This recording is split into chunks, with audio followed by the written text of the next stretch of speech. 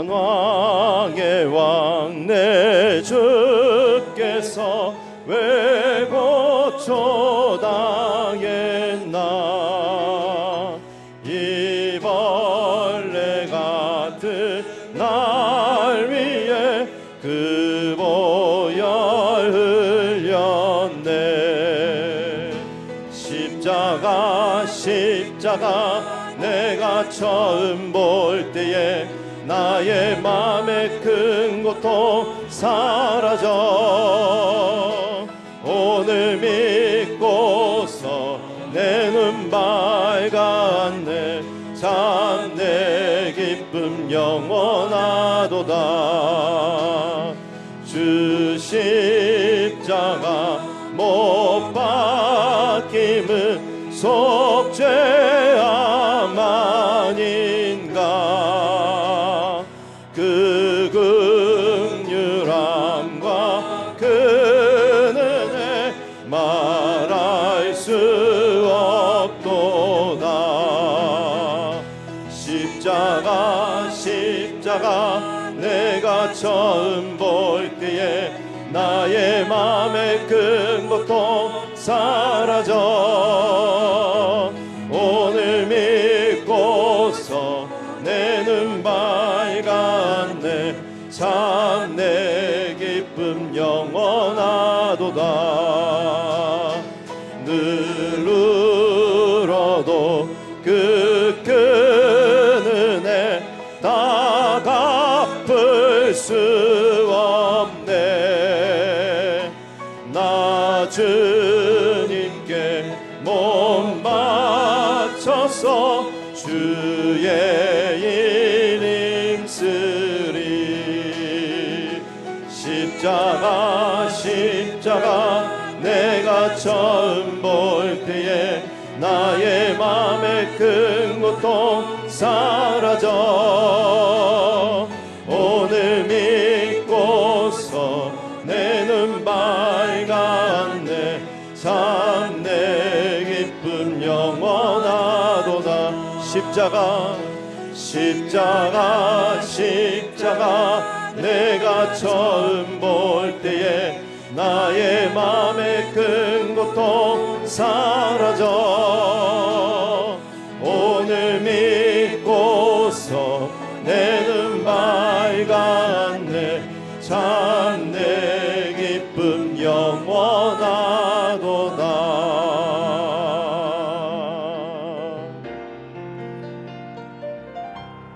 시작됐네. 우리 주님의 능력이 나의 삶을 다스리고 새롭게 하네. 자유하네. 죄와 사막으로부터 나의 삶은 변하구나. 충만하네. 은혜로다. 주의 은혜 한량없는 주의 은혜로다. 주의 은혜 변함없는 신실하신 주의 은혜. 시작됐네. 우리 주님의 능력이 나의 삶을 다스리고 새롭게 하네. 자유하네. 죄와 사망으로부터 나의 삶은 변하구나. 충만하네. 은혜로다. 주의 은혜 한량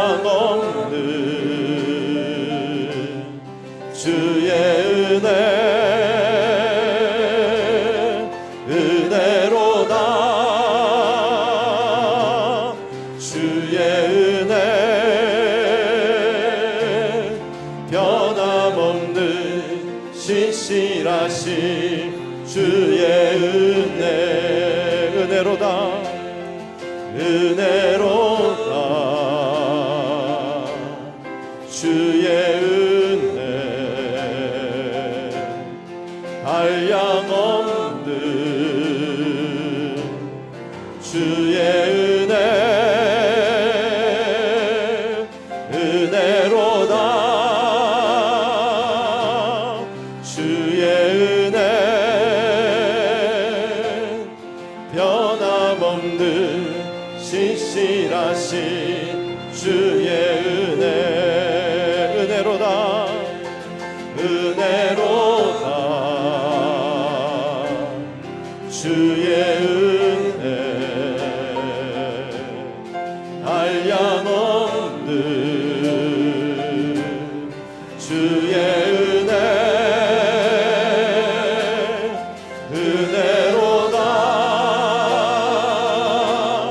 주의 은혜 변함없는 신실하신 주의 은혜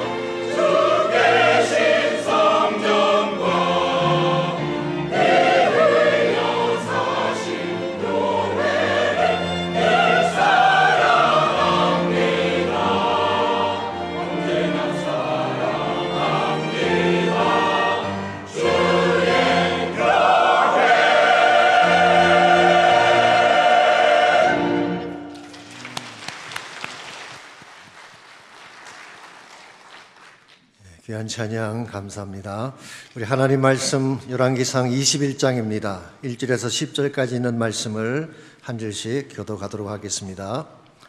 그 후에 이 일이 있으니라. 이스라엘 사람 나봇에게 이스라엘의 포도원이 있어 사마리아의 왕 아합의 왕궁에서 가깝더니 아합이 나봇에게 말하여 이르되 내 포도원이 내 왕궁 곁에 가까이 있으니 내게 주어 채소 밭을 삼게 하라.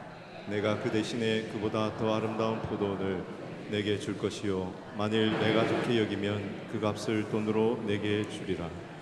나봇이 아합에게 말하되 내 조상의 유산을 왕에게 주기를 여호와께서 금하실지로다 하니 이스라엘 사람 나봇이 아합에게 대답하여 이르기를 내 조상의 유산을 왕께 줄 수 없다 하므로 아합이 근심하고 답답하여 왕궁으로 돌아와 침상에 누워 얼굴을 돌리고 식사를 아니하니 그의 아내 이세벨이 그에게 나와 이르되 왕의 마음에 무엇을 근심하여 식사를 아니하나이까. 왕이 그에게 이르되 내가 이스라엘 사람 나봇에게 말하여 이르기를 내 포도원을 내게 주되 돈으로 바꾸거나 만일 내가 좋아하면 내가 그 대신에 포도원을 내게 주리라 한즉 그가 대답하기를 내가 내 포도원을 내게 주지 아니하겠노라 하기 때문이로다. 그의 아내 이세벨이 그에게 이르되 왕이 지금 이스라엘 나라를 다스리나이까. 일어나 식사를 하시고 마음을 즐겁게 하소서. 내가 이스라엘 사람 나봇의 포도원을 왕께 드리리라 하고 아합의 이름으로 편지들을 쓰고 그인을 치고 봉하여 그의 성읍에서 나봇과 함께 사는 장로와 귀족들에게 보내니 그 편지 사연에 이르기를 금식을 선포하고 나봇을 백성 가운데 높이 앉힌 후에 불량자 두 사람을 그의 앞에 마주 앉히고 그에게 대하여 증거하기를 내가 하나님과 왕을 저주하였다 하게 하고 곧 그를 끌고 나가서 돌로 쳐 죽이라 하였더라. 아멘. 사람들마다 지키고 싶은 소중한 것들이 있습니다. 어떤 이는 가정이나 자녀를 지키려고 애를 쓰기도 하고 어떤 분은 물질이나 쌓아놓은 명성을 지키려고 안간힘을 쓰기도 합니다.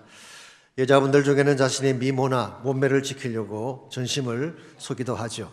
다이어트를 하고 비싼 화장품을 쓰면서 몸부림을 치지만 나이를 잡수시면 다 그게 그겁니다. 그 모든 사람은 평준화되지 않는가 그렇게 생각합니다. 몇 년 전에 미국의 스포츠 뉴스에 재미있는 기사 하나가 떴습니다. 브라이언 윌슨이라고 하는 야구 선수에 대한 것인데요. 이 사람은 원래 샌프란시스코 자이언츠에서 뛰다가 LA 다저스로 옮겨온 구원 투수인데 특징이 얼굴을 덮고 있는 시커먼 수염이었습니다. 얼마나 수염이 긴지 얼굴보다 수염이 더 많아 보일 정도예요. 솔직히 너덜너덜하고 흉해 보이기까지 하죠. 그래서 800 Razors라고 하는 면도칼 제조 회사에서 그에게 이런 제안을 했습니다. 만일 그 턱수염을 깎기만 한다면 $1 million 주겠다고 했어요. 깎으면 훨씬 더 잘생긴 미남 얼굴인데 더구나 가만히 앉아서 100만 불을 받는데 안 할 이유가 있겠습니까? 그럼에도 브라이언 윌슨은 이런 지하에 거절했습니다. 얼마를 주겠다고 해도 결코 깎지 않겠다. 이유가 뭐냐 물었더니 돈 가지고 내 얼굴에 대한 권리를 간섭하는 게 싫다고 답하셨어요. 참 독특한 고집처럼 느껴집니다만은 다른 사람에게는 하찮은 수임일지 모르지만 브라이언 윌슨에게는 대단한 가치였기 때문입니다. 이와 같이 사람들마다 소중히 여기는 것들이 다르고 그래서 빼앗기지 않으려고 하는 것들이 있기 마련입니다. 자, 그렇다면 예수님을 따르는 여러분과 저는 무엇을 가장 소중히 간직하며 살아야 할까요? 그것은 세상적인 가치나 부유함이 아니라 하나님이 소중히 여기시는 영적 가치가 되어야 합니다. 사람들 눈에는 하찮게 보일지 몰라도 우리에게는 하나님으로부터 물려받은 영적 유산들이 있습니다. 이것들을 잘 간직하고 지켜낼 때에 혼탁한 세상 속에서도 떠내려가지 않고 바른 삶을 추구할 수가 있는 것입니다. 예를 들어서 복음이라는 유산, 하나님의 교회 주신 너무 아름다운 유산이죠. 이 유산을 잘 지켜내야지 교회가 교회다워지는 것입니다.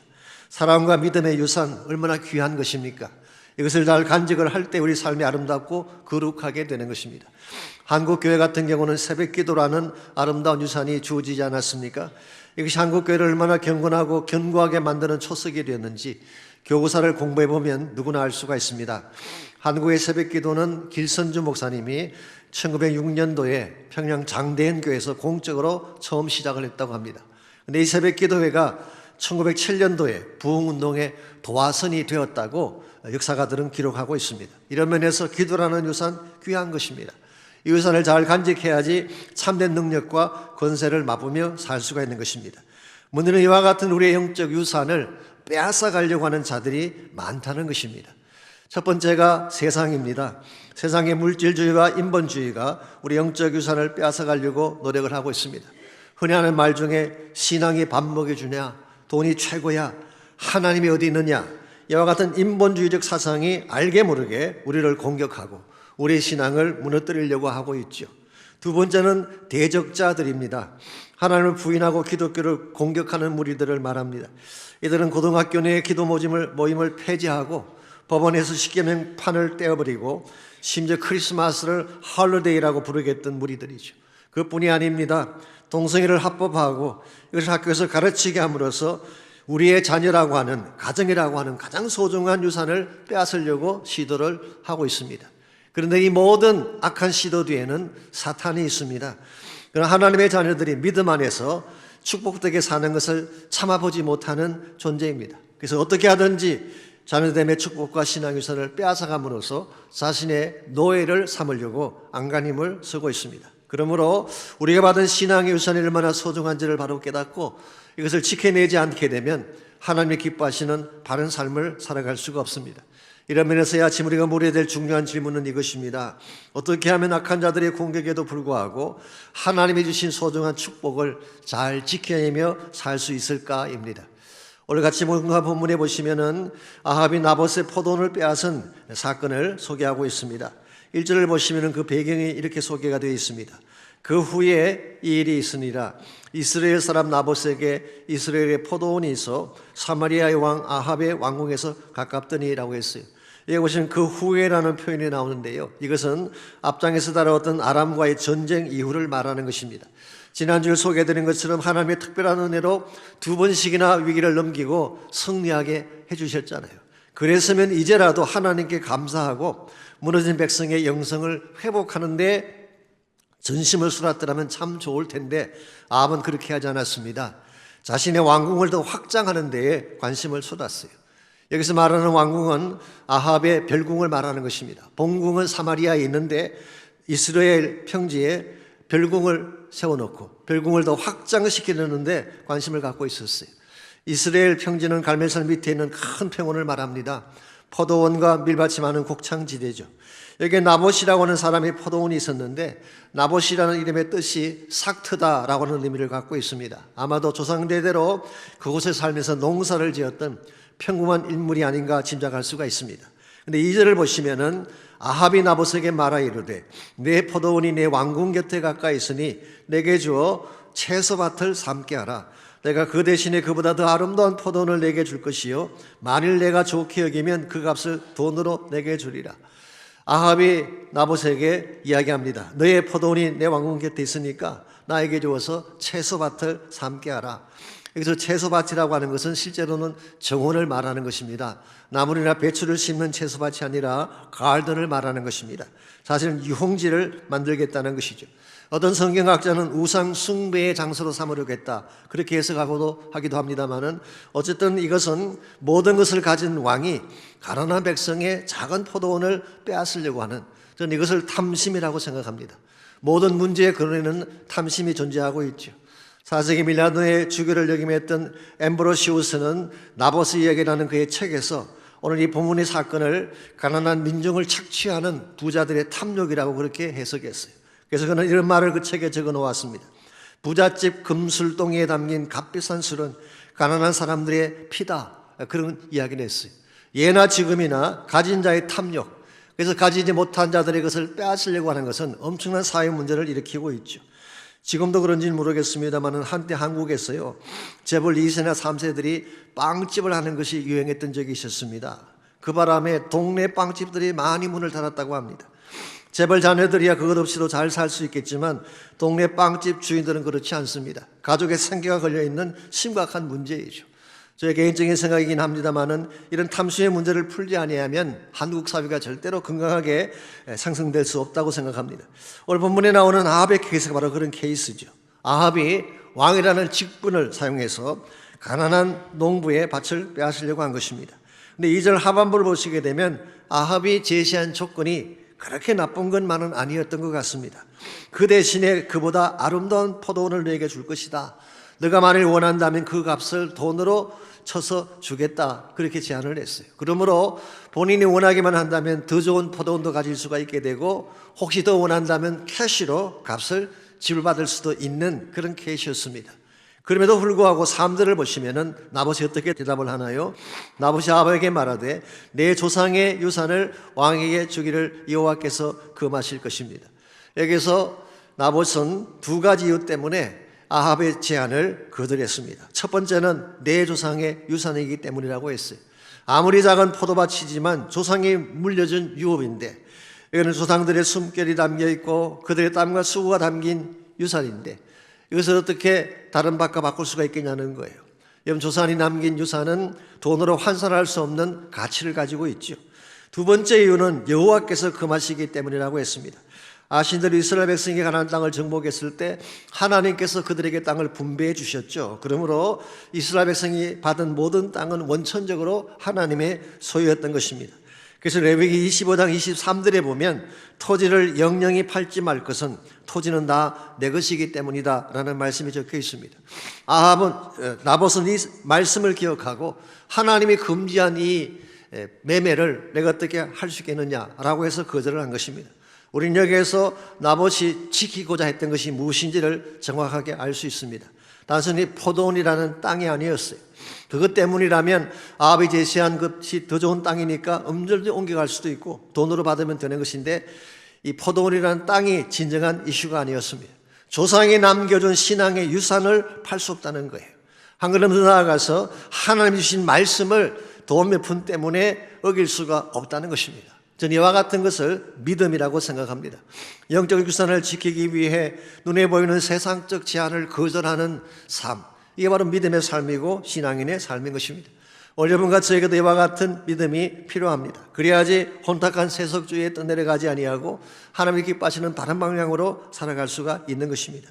예나 지금이나 마귀는 우리가 가진 소중한 포도원을 빼앗아 가려고 우리를 미혹을 하고 있습니다. 때로는 물질을 통해 미혹하기도 하고, 그것이 안 되면 협박함으로 축복의 유산들을 빼앗아 가려고 합니다. 어떻게 하면 그 소중한 것들을 빼앗기지 않고 잘 지켜낼 수가 있을까요?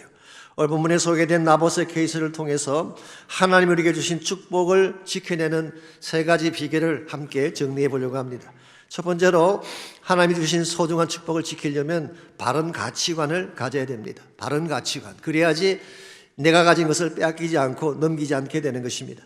오늘 본문을 보시게 되면 우리는 두 가지 대비되는 가치관을 발견할 수가 있습니다. 첫 번째가 아합이 보여준 가치관입니다. 그것은 돈과 권력이면 무엇이건 할 수 있다는 그런 가치관. 그래서 그는 왕이라는 권력과 돈이라는 힘을 가지고 남의 밭을 빼앗으려고 한 것이죠. 이것은 대단히 위험하고 잘못된 가치관이 아닐 수가 없습니다. 예전에도 그렇고 오늘날도 이런 가치관을 가지고 사는 사람들이 뜻밖으로 많이 계시죠. 그런데 인생에는 돈으로 안 되는 것이 있다는 사실을 기억해야 되지 않겠습니까? 우리가 이미 잘 알고 있는 것처럼 돈으로 어떻게 행복을 살 수가 있겠어요? 돈으로 진실과 생명을 살 수가 있겠습니까? 돈으로 안 되는 것이 너무나 많기 때문에 돈 중심적 가치관은 건강하지 못합니다. 두 번째가 나봇이 보여준 가치관인데요, 눈앞의 이익보다 영적인 축복을 소중히 여기는 가치관, 이것이 바로 나봇이 보여준 가치관이었습니다. 그렇기 때문에 그는 물질적인 계산 따지지 아니하고 조상이 남겨준 신앙의 유산을 더 소중히 여기고, 그래서 아합의 제안을 거절한 것입니다. 이것이 바로 하나님이 기뻐하는 바른 가치관인 것입니다. 사실 신앙의 유산이라고 하는 것은요, 눈으로 볼 수 있는 것이 아닙니다. 눈에 보이지는 아니하지만 무엇과도 바꿀 수 없는 소중한 거예요. 그러니까 그 믿음의 유산 안에는 하나님의 포텐셜이 들어있기 때문에, 하나님이 준비하시는 엄청난 계획과 포텐셜이 들어있기 때문에 눈에 보이지 않지만 신앙의 유산은 굉장히 소중한 것입니다. 그러므로 눈에 보이지 않는다고 해서 가볍게 여기고 하나님의 믿음을 저버리게 되면 언젠가는 후회할 수밖에 없는 것입니다. 그런 그 좋은 예가 창세기에 나오는 야곱과 에서의 케이스라고 생각합니다. 에서가 가지고 있던 장자권, 어떻게 보면 아무것도 아닐 수가 있습니다. 무슨 종이에 써서 보여주는 라이센스도 아니고, 그것을 가졌다고 해서 당장 황금이나 보석이 들어오는 것도 아니고, 그래서 에서는 그 장자권을 팥죽 한 그릇과 트레이드 한 것입니다.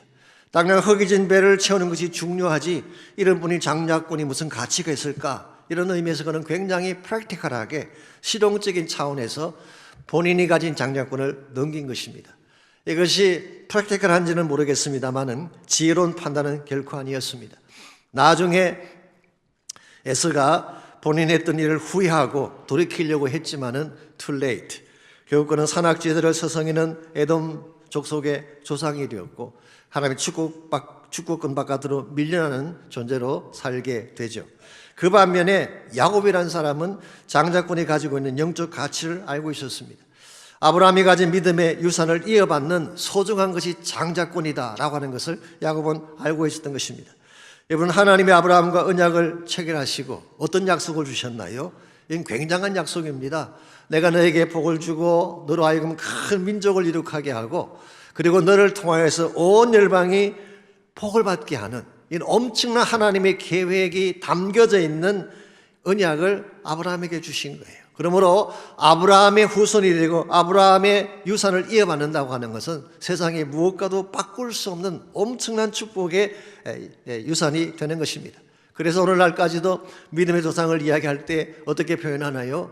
아브라함의 하나님, 이삭의 하나님, 야곱의 하나님이라고 부르고 있지 않습니까? 이런 면에서 신앙의 유산이라고 하는 것은 당장 눈에 보이는 어떤 것은 아니지만 그 속에 담겨져 있는 엄청난 하나님의 포텐셜, 하나님의 계획이 담겨져 있는 것이라는 것입니다. 이런 면에서 우리가 정말 바른 삶을 살기를 원한다면, 세상에 끌려가지 아니하고 물질주의에 넘어가지 아니하고 바르게 살기를 원한다면 물질보다 더 소중한 것이 하나님이라는 사실을 인정해야 돼요. 물질보다 훨씬 가치 있고 더 절대적인 가치가 하나님 안에 있다는 사실을 깨닫고 하나님을 향한 믿음을 추진해야지 바른 삶을 살 수 있는 것이지, 세상이나 물질을 따라 살게 되면 결국 허무하게 생을 마치게 되는 것입니다. 최근에 미국의 연예가 뉴스에 계속 오르고 있는 기사 중에 하나가 진 해크만이라고 하는 배우에 대한 이야기죠. 이분이 얼마 전에 뉴멕시코에 있는 큰 저택에서 부인과 함께 죽은 모습으로 발견이 됐습니다. 그것도 죽은 지 약 2주일이 지난 후에 발견이 됐어요.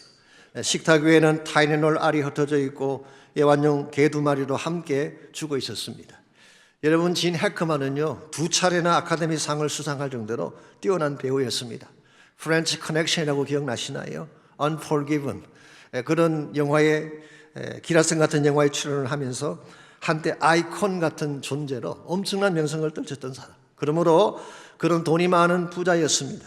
그런데 아무도 돌보지 않는 가운데 부인은 한타바이러스라는 질병으로 일주일 전에 먼저 죽고, 진 해크만은 알츠하이머로 부인이 죽었다는 사실도 모른 채 지나다가 일주일 후에 본인도 심장질환으로 세상을 떠났다고 합니다. 저는 그 기사를 보면서 참 사는 것이 허무하다, 그런 생각을 하지 않을 수가 없었습니다. 돈이면 무엇합니까? 그만한 명성과 인기가 무슨 의미가 있습니까? 내가 죽는 순간에 누구 하나 곁에 있어줄 사람이 없이 쓸쓸하게 생을 마치는 것이 인생의 말로라면 이것만큼 허무한 케이스가 어디 있겠습니까? 그러므로 사랑하는 성도 여러분, 돈이 필요하긴 하지만 돈이 여러분을 살게 할 수는 없습니다. 물질과 명예가 세상적으로는 중요한 가치인지 모르지만 우리의 영생을 보장하지는 못하는 것입니다. 그러므로 돈이나 세상 영광에 인생을 걸면 안 됩니다. 하나님에게 인생을 거시기 바랍니다. 눈에 보이지 않지만 하나님을 소중히 여기고 그 신앙의 유산을 가슴에 새길 때에 우리 인생이 값지게 되고 아름답게 열매를 맺게 되는 것입니다. 이와 같이 우리의 삶이 세상에 빼앗기지 아니하고 하나님 기뻐하실 삶으로 나가기를 원한다면 1차적으로 신앙을 소중히 여기는 가치관, 이게 필요합니다. 두 번째는 바른 경외심을 가져야 됩니다. 하나님을 향한 바른 경외심을 가져야지 소중한 것을 빼앗기지 않고 하나님의 영광 위에 살 수 있다는 뜻입니다. 이게 경외심이라고 하는 이 표현은 하나님을 두려워한다는 것이죠. 구약 성경에 나오는 piety, 영성의 핵심 아이디어가 여기 있어요. Fear of the Lord. 하나님을 두려워하는 것이 경외심의 근본 출발점입니다. 자, 오늘 본문에서 나봇이 아방의 제안을 거절했다고 했는데요, 사실 이게 쉬운 일은 아니었습니다. 당시 왕이라고 하는 존재는 백성의 생탈 여건을 쥐고 있는 사람 아니겠습니까? 그러므로 밭이 문제가 아니라 목숨까지도 뺏길 수 있는 상황인데 그것을 알면서도 나봇은 그것을 리젝트했어요. 그 이유가 뭘까요? 눈에 보이는 권력보다 보이지 않는 하나님을 더 두려워했기 때문에 그렇게 한 것입니다. 이와 같은 것을 우리는 piety, 경건이라고 부르는 것입니다. 오늘 우리의 신앙생활이 흔들리게 되는 가장 근본 이유 중에 하나가 하나님에 대한 경외감이 사라지기 때문에 그런 것입니다. 다른 말로 표현하면 하나님을 우습게 여기고 아무렇게나 대하기 때문에 우리 신앙의 중심이 흔들릴 수밖에 없는 거예요. 예컨대 우리가 예배를 드리는데요, 예배가 예배되지 않는 이유가 뭔지 아십니까? 하나님을 향한 경외심이 없이 드리기 때문에 그런 거예요. 저는 우리의 예배가 사람들이 모인 이 모임이 아니라 하나님이 임재하시는 예배라고 생각한다면, 우리 모두가 하나님의 임재 앞에 서서 찬양하고 예배를 드리고 있다고 생각한다면 그냥 드릴 수 있겠습니까? 옷깃을 여미고 전심을 다해 예배하지 않겠습니까? 그때 하나님께서 우리에게 은혜를 부어주시는 거예요. 기도도 마찬가지입니다. 하나님을 가볍게 여기는 사람 결코 깊은 기도를 드리지 않습니다. 근성으로 형식적으로 기도하는 척하다 일어나는 것입니다. 그러니까 기도 열매가 없는 거죠. 말씀도 마찬가지, 찬양도 마찬가지. 찬양이 정말 깊어지려면 하나님에 대한 경외심이 깊어져야 돼요. 말씀을 깊이 체험하려면 하나님을 깊이 경외할 때에 말씀의 깊이가 깊어지게 되는 것입니다. 그러므로 혼탁한 세상 가운데도 우리가 떠내려가지 아니하고 우리 가진 소중한 것을 빼앗기지 않고 살아가려면 하나님을 경외하는 마음, 참으로 중요한 것입니다. 하나님을 경외하면 하나님이 우리를 지켜주시고 우리의 가정과 우리 축복의 근원을 지켜주시는 거예요. 근데 반대로 하나님을 멸시하게 되면 하나님도 동시에 그들의 가정을 멸시하고 그 삶을 지켜주지 않는 것입니다. 이것은 제가 하는 개인적인 말이 아니라 성경에 기록된 말씀이에요. 사무엘상 2장 30절에 보면 우리가 너무나 잘 아는 유명한 말씀이 나오죠. 나를 존중히 여기는 자를 내가 존중히 여기고 나를 멸시하는 자를 내가 경멸하리라. 나를 존중히 여기면, 나를 경외하면 나도 그 사람의 삶을 존중히 여기고 세워주겠지만 나를 멸시한다면 나도 그를 버릴 수 없다, 그런 말씀이에요. 사실 이 말씀은 엘리 제사장 가문을 향한 말씀이었죠. 엘리 제사장 가문은 타락한 제사장 가문이었습니다. 그의 아들들이 성소를 우습게 여기고 제사를 멸시하는 행동을 하지 않았습니까? 제사드릴 고기를 자신이 먼저 끄집어내어 먹지를 않나, 회막문에서 수종되는 여인들과 동침을 하지 않나, 이와 같이 하나님의 성소 안에서 제사를 멸시하고 하나님을 멸시하는 행동을 했을 때에 하나님이 그들 가문에 주신 말씀이 바로 이 말씀이에요. 너의 집에 노인이 하나도 없게 하리라. 실제로 엘리의 가문은 여기서 끝장이 나고 말았어요. 더 이상 후손이 생기지 않는 그것으로 끝난 가문이 된 것입니다. 그 반면에 하나님을 존중하고 그 뜻을 순종하며 살았던 삶은 하나님도 존중히 여기시고 높이 들어 사용해 주셨어요. 그 대표적인 예가 바로 사무엘이죠.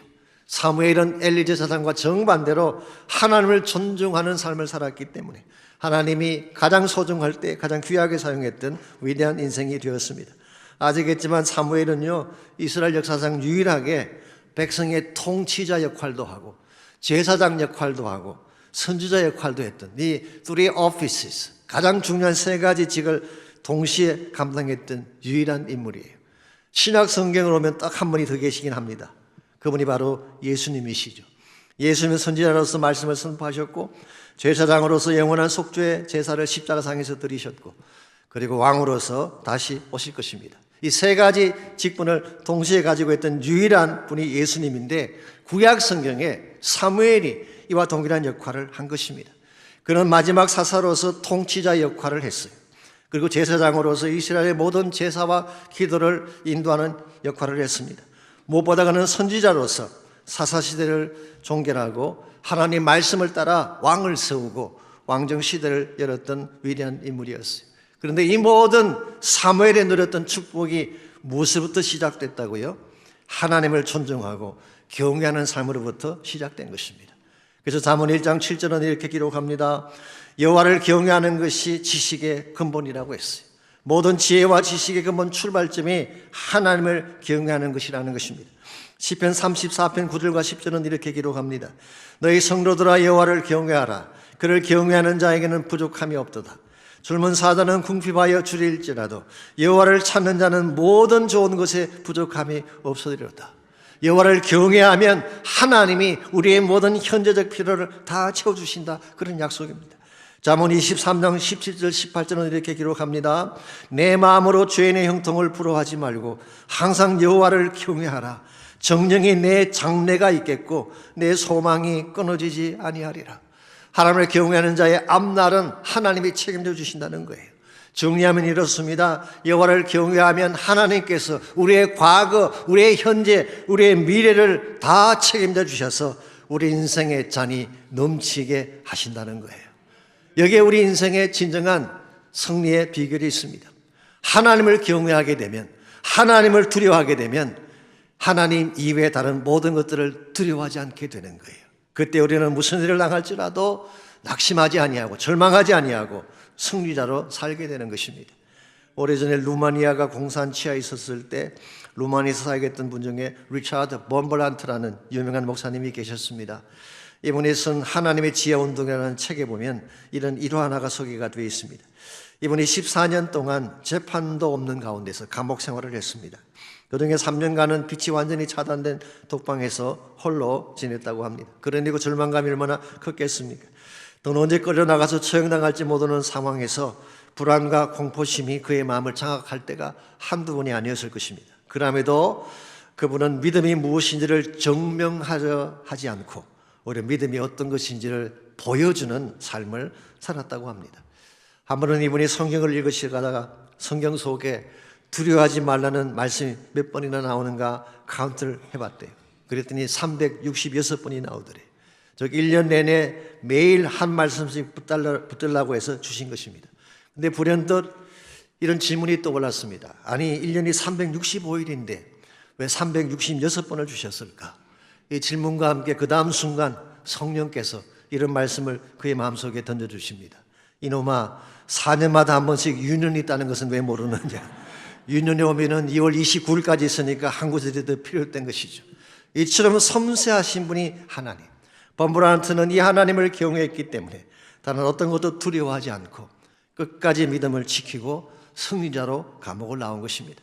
감옥을 나온 후에 그는 선교단체를 만들고 유럽과 미국 전 세계를 다니며 복음을 전하고 저희 한국도 이분이 방문을 하셨습니다. 그러다가 92세까지 장수하시다가 이곳 캘리포니아 토렌스에서 세상을 떠나셨습니다. 하나님 경외하면요 장수의 축복도 주시는 거예요. 오랫동안 멋지게 아름답게 살다가 주의 영광에 돌아가시게 하는 것. 그러므로 우리에게 진짜 중요한 가치는 하나님을 경외하는 것입니다. 하나님을 경외하면 하나님 이외의 모든 두려움부터 자유함을 잊게 되는 것. 그것이 사탄의 공격이든지 환경적인 어려움이든지 억울한 투옥이나 고난의 아픔이든 상관하지 아니하고 하나님을 경외하고 나면 하나님이 그 모든 것을 이기게 하시고 우리를 그 모든 공격으로부터 지켜주시는 것입니다. 이와 같이 우리가 악한 자의 미혹과 공격에도 불구하고 우리의 소중한 것들을 빼앗기지 않으려면 1차적으로 바른 가치관을 가져야 됩니다. 참된 가치가 무엇인가? 그것은 물질이 아니라 하나님을 믿는 믿음입니다. 두 번째로 하나님을 경외할 때 하나님을 가장 무서운 분으로 알고 그분 되게 할 때 우리 삶이 바른 방향을 향해 나갈 수 있게 되는 것입니다. 마지막 세 번째로 하나님이 주신 소중한 축복을 지켜내려면 영적인 전망을 가져야 됩니다. 즉 앞을 바라보는 긴 안목, 더 정확히 말하면 하나님께서 준비하신 더 큰 차원의 목적을 보는 눈이 있어야지 현재 고난을 넘어갈 수 있다 그런 뜻입니다. 자, 오늘 본문 4절에서 10절까지를 보시면요 이와 같은 상황 앞에 드디어 이세벨이 개입을 하게 되죠.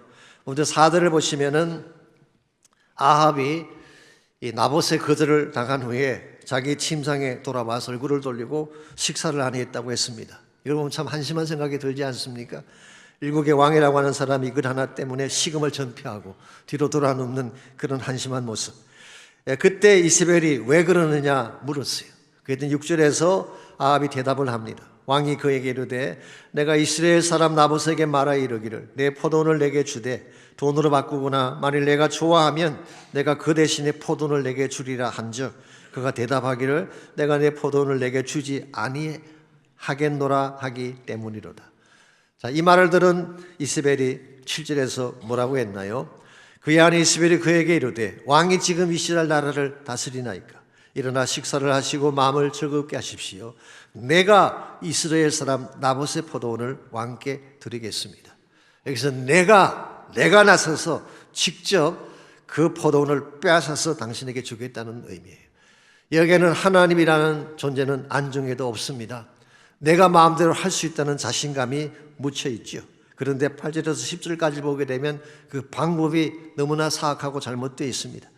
아합의 이름으로 편지를 쓰고 거인을 치고 봉하여 그의 성읍에서 나봇과 함께 사는 장로와 귀족들에게 보내니 그 편지 사연에 이르기를 금식을 선포하고 나봇을 백성 가운데 높이 앉힌 후에 저 편지를 하나 쓰는데요, 아합의 이름으로 편지를 쓰고 임봉을 했대요. 자기가 썼으면 자기 이름으로 보내야지 왜 남의 이름으로 편지를 쓰고 임봉을 하는 것입니까? 이것을 어려운 용어로 forgery, 위조라고 하는 것입니다. 그런 편지 자체가 위조된 편지였어요. 그리고 금식을 선포하라고 했습니다. 이것은 심각한 듯한 분위기를 조성하기 위한 그런 조치겠죠. 그리고 나봇을 재판정에 앉히게 하고 우리 10절에 보게 되면 불량자 두 사람을 동원해서 그에 대해서 거짓 증언을 하게 했습니다. 하나님과 왕을 저주했다고 거짓 증언을 하게 하고 그리고 돌로 쳐서 그를 죽이게 하라고 했어요. 실제로 그들은 그렇게 합니다. 그렇게 거짓 증언을 통해 그를 돌로 쳐 죽이고 열왕기하 9장 26절에 보게 되면 그의 아들들까지도 함께 처형을 했습니다. 그래야지 후한 없이 포도원을 빼앗을 수 있기 때문이죠. 자, 우리가 여기까지를 보면요, 분명히 이세벨이 이긴 것처럼 보입니다. 세상적인 시각으로만 보면 강자가 약자를 치고 그 터전을 빼앗은 것처럼 보입니다. 그러나 이세벨이나 아합이 빼앗지 못한 것이 있었어요. 그것이 무엇일까요? 그것은 바로 나봇이 가지고 있던 신앙입니다. 나봇의 가슴에 새기고 간직했던 조상들의 유업은 그들이 빼앗아가지를 못했어요. 외적인 차원에서는 그들이 승리한 것처럼 보였지만 실제적인 전쟁에서는 나봇이 이긴 것입니다. 뿐만 아니라 이 모든 것을 보고 계신 하나님이 가만히 계시겠습니까? 19절에 보게 되면 아합의 피를 개가 핥아먹을 것이라고 했고 23절에 보게 되면 이세벨의 몸을 개들이 뜯어 먹을 것이라고 예언하셨는데 실제로 그 말씀하신 그대로 다 성취가 되었습니다. 그러므로 우리들이 당면한 문제나 당면한 억울함만 보면 안 되는 것입니다. 길게 봐야 돼요. 이 모든 사건을 통해 하나님이 궁극적으로 무엇을 행하기를 원하시나 하나님의 큰 계획을 볼 때에 우리는 고난 너머에 있는 진정한 목적을 향해 나아갈 수 있게 되고 그때 우리의 삶이 무너지지 않고 더 당당하게 힘차게 앞을 향해 나갈 수가 있는 것입니다. 그래서 사도 바울은 고린도후서 4장 17절 18절에서 이렇게 고면하고 있습니다. 우리가 잠시 받는 환난에 경한 것이 지극히 크고 영원한 영광에 중한 것을 우리에게 이루게 함이니 우리가 주목하는 것은 보이는 것이 아니요 보이지 않는 것이니 보이는 것은 잠깐이요 보이지 않는 것은 영원함이라고 했어요. 여러분, 바울은 크리스찬 삶에 고난이 없다고 말하고 있지 않습니다. 분명히 고난이 있습니다. 그런데 장차 우리가 누리게 될 하나님의 준비해 놓으신 더 크고 영원한 영광에 비교하면 우리가 당하는 현재적 고난은 경한 것이라는 거예요. 작은 것이라는 것입니다. 그러므로 우리가 정말 보기를 원하는 것, 정말 가치 있게 여기는 것은 눈에 보이는 세계가 아니라 보이지 않는 세계. 보이는 것은 잠깐이요 보이지 않는 것은 영원하기 때문이라고 말씀하고 있습니다. 사랑하는 성도 여러분, 기억하십시오. 눈에 보이는 세계가 전부가 아닙니다. 눈에 보이지 않는 세계, 이게 하나님의 세계인데 이것이 더 영원하고 더 가치가 있는 것입니다. 우리의 시선이 그곳에 맞춰지게 될 때에 우리는 이 땅의 모든 유혹과 환난을 넘어서서 주의 영광 위에 달려갈 수 있게 되는 것입니다. 오늘 많은 사람들이 눈에 보이는 세계의 모든 것을 걸고 살아가고 있지만 여러분, 보이는 세계는 금방 지나가는 것입니다. 그래서 야고보 선생은 이렇게 인생을 묘사했습니다. 잠깐 보이다가 없어지는 안개와 같다. 있는 것처럼 보였지만 없는 거예요, 실제로는. 베드로 사도는 모든 육체는 풀의 꽃과 같고 그 모든 영광은 풀의 꽃과 같으니 풀은 마르고 꽃은 떨어진다고 했어요. 영광의 짧음과 허무함을 말한 것입니다. 그러므로 우리가 이 짧은 인생, 이 땅에 글쎄 우리의 마음을 두고 살아가게 되면 우리는 진짜 해야 될 일을 할 수가 없습니다.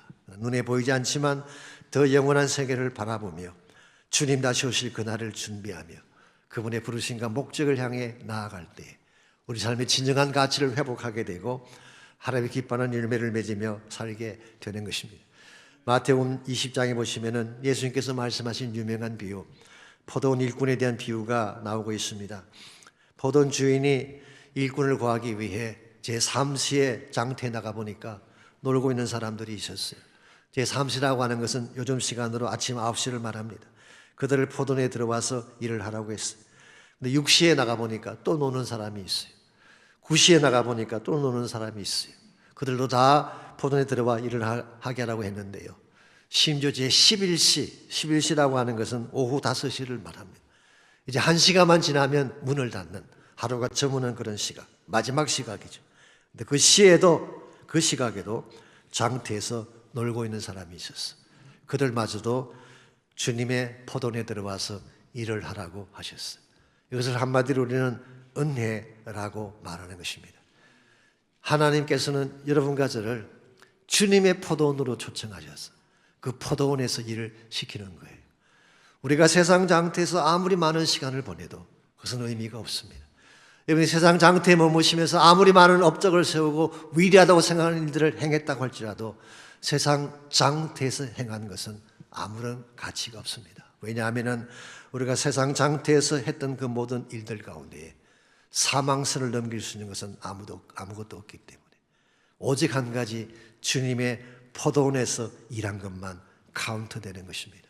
이런 면에서 여러분과 제가 주님의 포도원의 일꾼으로 부름받고 주님의 사역을 하고 있다는 사실이 얼마나 감사한지, 여러분 가운데 목자도 계시고 사역자도 계시고 선교하는 분도 계시고 여러 차원에서 일하는 분들이 많이 계시는데 세상 장터에서만 살지 아니하고 주님의 포도원에 부름받고 포도원의 일꾼이 되었다는 것은 무엇과도 바꿀 수 없는 소중한 가치가 되는 것입니다. 그러므로 여러분, 아비 빼앗은 쾌락의 포도원을 부러워하지 마십시오. 그건 진짜가 아닙니다. 진짜는 주님의 포도원이에요. 여기 우리의 소망을 두고 주님의 목적을 위해 달려갈 때에 한 번을 살아도 바르게 살고 후회 없는 인생을 살게 되는 것입니다. 우리가 사는 이 땅에는 분명히 고난이 있습니다. 빼앗김도 있고 눈물도 있습니다. 그러나 이 땅의 삶의 전부가 아니에요. 이 땅의 삶이 다 끝나면 주님 오시는 그날이 다가옵니다. 주님이 다시 오시게 되면 우리 모두는 영화로운 몸을 입고 공중에 들림받고 주를 맞이해서 그분과 함께 영혼을 보내게 될 거예요. 우리 그날의 그 비전을 바라보며 주 예수 다시 오실 그날의 영광을 바라보며 그 주님 오실 길을 향하여 우리의 눈길을 쏟을 때에 우리가 바르게 살고 하나님 영광을 위해 살게 되는 것입니다. 저는 저희 교회를 생각할 때마다 감사한 것은 우리 교회에 주어진 믿음의 유산이 너무나 존귀하고 아름답다는 사실입니다. 우리 김 목사님께서 남기신 빚진 자의 자세 얼마나 귀한 것입니까? 복음에 빚지고 하나님 사랑에 빚지고 주 예수 오실 그날까지 복음에 살겠다는 그 정신 얼마나 아름다운 유산입니까? 안희숙 사모님이 남겨주신 죽으면 죽으리라, 정말 나의 생명을 걸고 끝까지 믿음을 지켰던 사모님의 신앙정신, 하나님은 여러분과 저에게 아름다운 유산을 이 교회를 통해 남겨주셨어요. 우리 모두가 이 유산을 잘 이어받아서 빼앗기지 않냐고 잘 이어받아서 주님 다시 오시는 그날까지 그 영광 위에 달려가야지 하나님이 기뻐하는 인생이 되고 하나님이 인정하시는 교회가 되는 것입니다. 우리 안희숙 사모님이 쓰셨던 유명한 찬양시가 있죠. 오늘 이 시간 제가 함께 부르기를 원하는데요. 내일 일은 난 몰라요. 장래일도 난 몰라요. 험한 이 길 가도 끝이 없고 고나기만 한데 그럴지라도 내가 아는 한 가지 확신은 나를 사랑하시는 주님이 나와 함께 가신다는 그 사실. 그래서 그분은 고백합니다. 좁은 이 길, 진리의 길, 주님 가신 그 옛길을 가고 싶습니다. 힘이 들고 어려워도 찬송하며 가고 싶습니다. 성령의 그 음성을 항상 들려주십시오. 내 마음은 정했습니다. 변치 않게 해주십시오. 우리 모두에게 이 고백이 있기를 바랍니다. 이 고백을 가지고 우리 주 예수 앞에 가는 그날까지 주의 영광 위에 달려가는 우리 모두가 됐으면 좋겠습니다. 이 시간 함께 이 찬양 부르고 우리 기도하고 마치도록 하겠습니다. 내일 일은 난 난 몰라요. 하루하루 살아요. 불행의 나 여행함도 내 뜻대로 못해요. 험한 이 길 가도 끝은 없고 고뇌요. 주님 예수 발레메사 내 손 잡아주소서. 내일은 난 몰라요. 장래일도 몰라요. 아버지여 날 붙드사 평탄한 길 주옵소서. 우리 다 일어나서 이 사람 함께 찬양합니다. 진리의 길 주님 가신 그의 길 힘이 들고 어려워도 찬송하며 갈래요.